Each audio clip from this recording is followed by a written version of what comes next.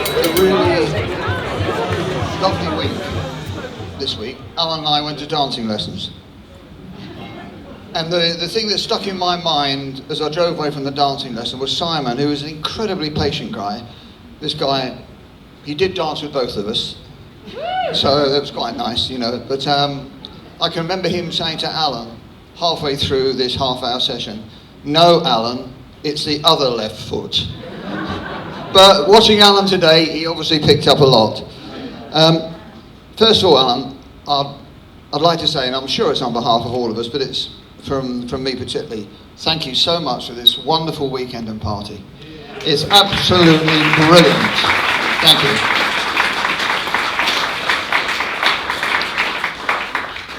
When Alex asked me to say a few words, and for people who don't know I'm sure it's most people, I was at school with Alan, so I've known Alan since the beginning of the Second World War, really, wasn't it? But when Alex asked me to say a few words, I thought I'd really go the whole hog, and I decided to hire a researcher to find out a little bit more interesting facts about Alan. And it was expensive, but I've known Alan for a long time. It cost me 500 quid, but I thought this is going to be worthwhile because it's going to be a really good night. So the guy said, okay, I gave him the 500 quid, and a week went by.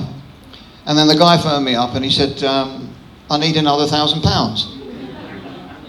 And I said to him, what the heck for? He said, it's to hush up what I found and not phone the tax man.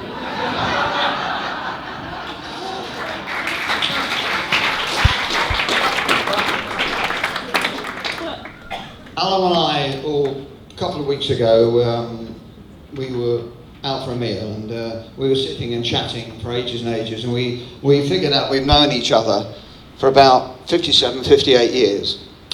Well, the woman on the next table must have overheard our conversation slightly, and I went off to the loo, and I came back from the loo, and I heard her saying to her companion, "It's so nice to see those old gentlemen who've been so happy for all that time."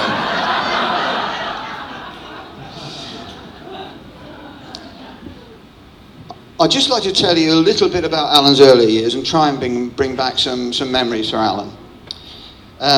We were at school together, and yesterday Christine told you all about that, and it was a great school. But what I enjoyed more with Alan was when we weren't in school, basically.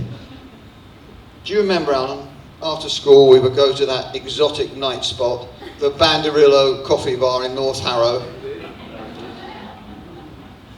We were indulging ourselves in the latest thing, frothy coffee in a glass cup. Happy days, happy days. I'd also like to sort of talk about, for a very short while, about Alan's lovely parents, Bert and Lillian. We would all meet up at Alan's house, which is a lovely bungalow, and called, if I remember rightly, was it Blandings?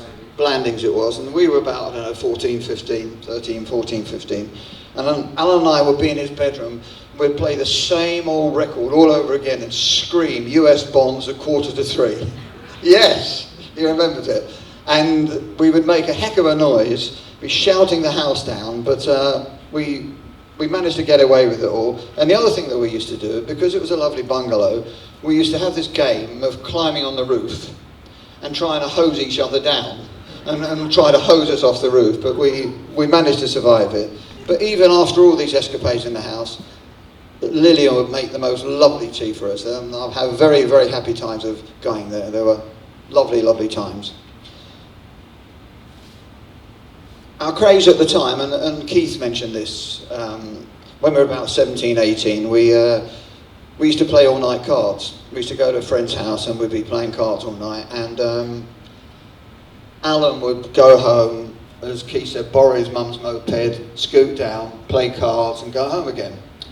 Well, there was a time, and I think I'm right in saying this, but Alan used to leave the garage door open so he could scoot in on the moped.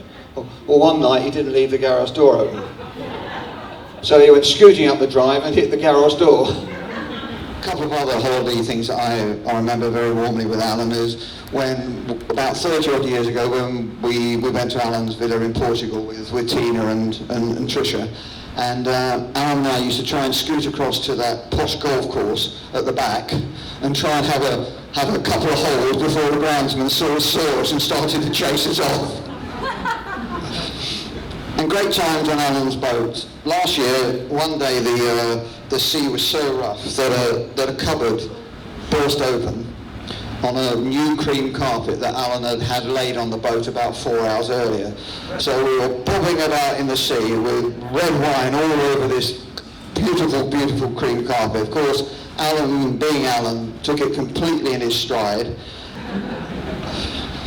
I've been asked to say a couple of words. I've been reflecting a bit on life and how it passes, and having known Alan for so long, and I sort of thought, well, Alan and I have known each other in our youth, we've known each other in our middle age, and we've now got to the point where people say to you, you're looking well, half expecting you to be dead. But we managed to get through that all, and all through his very successful and, I say, eventful life, Alan has always been a very generous, loyal and constant friend, certainly to me, and I know to lots of us. He's been a great friend to me, Alan. He's been a catalyst in keeping so many of us in touch with each other, and his generosity and legendary parties at Chepstow and Elgin, and with his even more legendary speeches.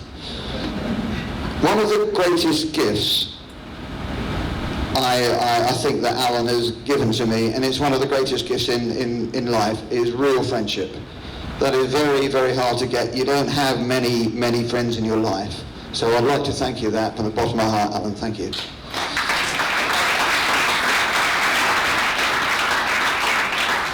Again, Alan, thank you so much for our friendship over the years, and thank you for a wonderful night. Yeah.